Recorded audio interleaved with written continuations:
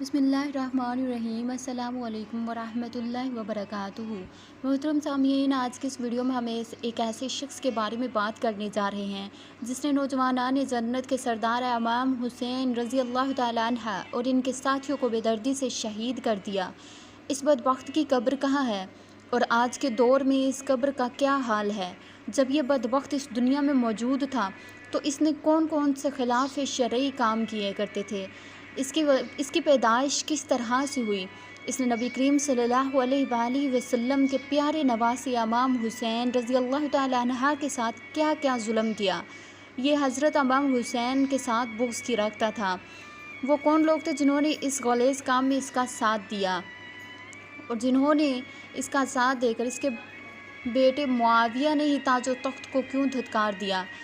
اور جب 65 سال کے بعد اس مالعون کی قبر کھولی گئی تو لوگوں نے کیا دیکھا؟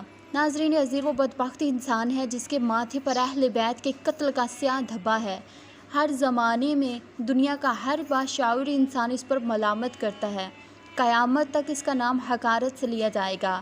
یہ بدبخت سیاہ دل خاندان کی ذلت کا باعث نہایت ہی موٹا اور بدنما تھا۔ کثرت سے شاعری کیا کرتا تھا۔ یہ انتہائی بد اخلاق اور بری عادتوں کا مالک تھا۔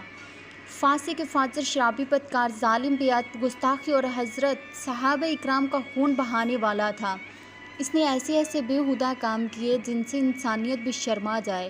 یزید پلید بدبخت 25 ہجری کو دمشق میں پیدا ہوا۔ اس نے وہ کام کیے جن سے شرعی نکاح حرام تھا۔ یزید ان کاموں کو نکاح کا رواج دینے والا تھا۔ سود اور دیگر کاموں کو علانیہ کرنے والا تھا۔ الغرض زمانے بھر کی برائیاں اس ملعون میں کوٹ کوٹ کر بھری ہوئی تھیں۔ نبی کریم صلی اللہ علیہ وآلہ وسلم نے فرمایا کہ حسین اور حسن جنت کے سردار ہیں۔ حسن میرا بیٹا ہے اور حسین علی کا بیٹا ہے۔ محترم سامعین، مسلمان شروع سے ہی غداری کرتے رہے ہیں۔ حضرت حسن رضی اللہ تعالیٰ عنہ کو زہر دینے والی ان کی اپنی ہی بیوی تھی، جبکہ حسین رضی اللہ تعالیٰ عنہ کو شہید کرنے والے بھی مسلمان ہی تھے۔ قرآن کے عالم تھے، تابعی تھے، روزے رکھنے والے تھے، زکوٰۃ دینے والے تھے، حج کرنے والے تھے اور 5 وقت کی نماز پڑھنے والے تھے۔ ایک صحابی فرماتے ہیں کہ میں نے حضور اکرم صلی اللہ علیہ وآلہ وسلم سے سنا ہے، میری سنت کو بدلنے والا بنو امیہ کا ایک شخص ہوگا، اور ایک روایت ہے میری امت میں عدل و انصاف قائم رہے گا۔ جو آدمی میری سنت کی بدلنے کی کوشش کرے گا وہ بنو امیہ سے ہوگا۔ ایک صحابی جو کہ حضور اکرم صلی اللہ علیہ وآلہ وسلم سے انتہا کی محبت کرتے تھے، وہ اپنے وصال سے قبل یہ دعا مانگ رہے تھے کہ اے اللہ، میں تجھ سے پناہ مانگتا ہوں 7 ہجری کے آغاز اور لڑکوں کی حکومت سے۔ چنانچہ ان کی یہ دعا مقبول ہوئی۔ 59 ہجری میں مدینہ کے مقام پر ان کا انتقال ہو گیا۔ یزید نے اپنی زندگی میں ہی اپنے بیٹے معاویہ کو جانشین مقرر کر دیا۔ یزید کے 12 بیٹے اور 5 بیٹیاں تھیں، لیکن اس کو اپنے بیٹے معاویہ سے بے حد پیار تھا۔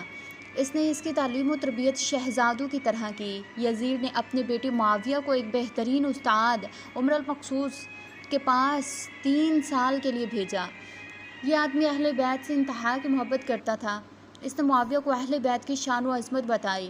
جب معاویہ ابن یزید تخت پر بیٹھا تو استاد کی محنت و رنگ لانے لگی۔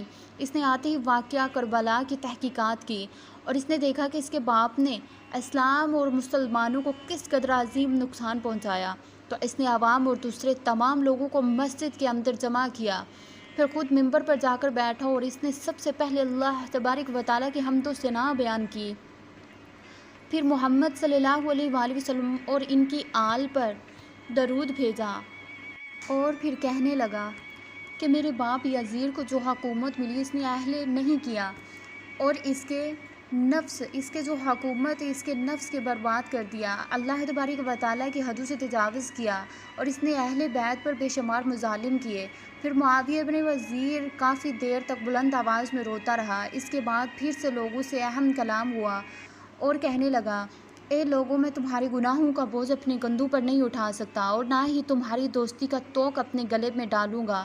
میری یہ خواہش ہے کہ میں یہ حکومت امام زین العابدین ابن حسین کے حوالے کر دوں۔ اب تم خود جو بہتر سمجھو وہ کرو، میں اس حکومت پر تھوکتا ہوں جس کے لیے امام حسین جیسی عظیم ہستی کو شہید کیا گیا۔ اس کے بعد معاویہ بن یزید نے گوشہ نشینی اختیار کر لی، لیکن بنو معاویہ کے لوگوں کو چین نہ آیا تو کسی نے اسے زہر دے کر قتل کر دیا۔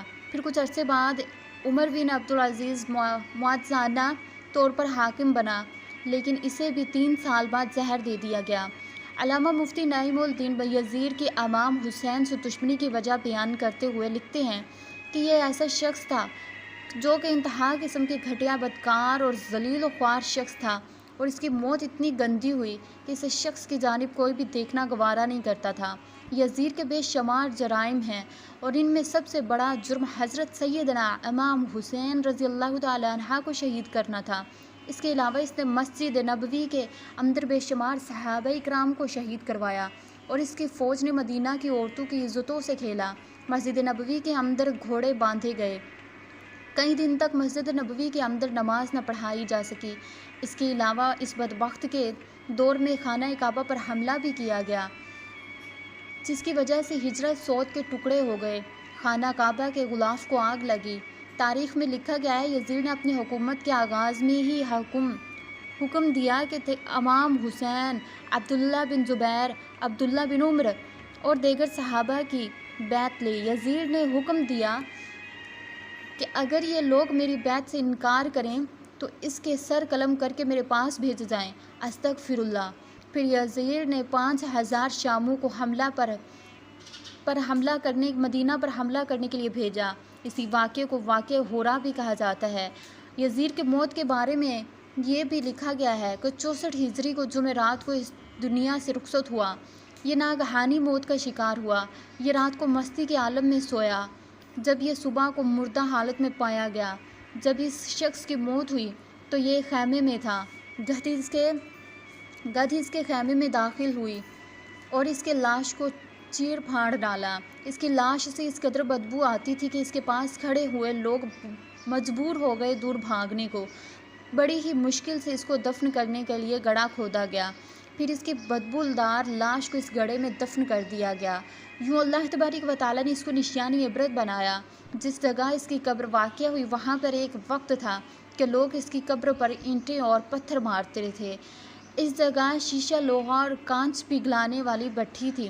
اس کارخانے میں شیشے کے برتن بنائے جاتے ہیں۔ لوہے اور شیشے کو پگھلانے والی بھٹی اس جگہ موجود ہے جہاں پر یزید کی قبر ہے۔ اللہ تبارک و تعالیٰ کا عذاب دیکھیں کہ آج یزید کی قبر پر ہر وقت آگ لگی جلتی رہتی ہے۔ اللہ تبارک و تعالیٰ کو اپنے نبی کریم صلی اللہ علیہ وآلہ وسلم سے بے حد پیار ہے۔ جن لوگوں نے آپ کی آل کے ساتھ ظلم کیا، اللہ تبارک و تعالیٰ کا 2 جہانوں میں ان کے لیے عذاب ہے۔ ایک دوسری روایت میں بیان کیا گیا کہ یزید ایک شدید بیمار میں مبتلا ہو گیا تھا اور اس کی آنتیں جلنے لگی تھی۔ وہاں کے حکیم پریشان ہونے لگے۔ یزید کو اس قدر پیاس لگتی تھی کہ وہ پانی کو ترستا تھا، لیکن جب وہ پانی پیتا تو یہی پانی اس کے پیٹ کو جلاتا تھا۔ اس کے محل کے لوگ کہنے لگے کہ یہ درد حسین ابن علی کو پیاسا رکھنے کی وجہ سے ہے۔ حضرت ابو سعید خدری رضی اللہ تعالیٰ عنہ فرماتے ہیں کہ رسول اللہ صلی اللہ علیہ وآلہ وسلم نے فرمایا، اس ذات کی قسم جس کے قبضے میں میری جان ہے، جو اہل بیت سے بغض رکھے گا اللہ تبارک و تعالیٰ اسے جہنم میں داخل کرے گا۔ ایک دن قرآن مجید کی یہ آیت نازل ہوئی، اے حبیب فرما دیجئے، آؤ ہم بلائیں اپنے بیٹوں کو بھی اور تمہارے بیٹوں کو بھی، اپنی عورتوں کو بھی اور تمہاری عورتوں کو بھی، اپنے آپ کو بھی اور تم کو بھی، پھر بڑی عاجزی سے اللہ کے حضور دعا کریں، اللہ کی جھوٹوں پر لعنت ہو۔ اس کے بعد آن حضرت صلی اللہ علیہ وآلہ وسلم نے فاطمہ الزہرا، حضرت علی رضی اللہ تعالیٰ عنہ، حضرت امام حسن اور حضرت امام حسین کو بلایا اور کہا کہ اے اللہ، یہ میرے اہل بیت ہیں، اللہ تبارک و تعالیٰ سے دعا ہے کہ ہمیں اہل بیت سے محبت کرنے والا بنا دے اور نیکی کی بات سننے اور سنانے کی توفیق عطا فرمائے۔ ناظرین، اگر آج کی میری یہ معلوماتی ویڈیو آپ کو پسند آئے تو براہ کرم میری ویڈیو کو لائک اور میرے چینل کو ضرور سبسکرائب کیجیے گا تاکہ آنے والی ویڈیو کا ہر نوٹیفیکیشن آپ تک پہنچتا رہے۔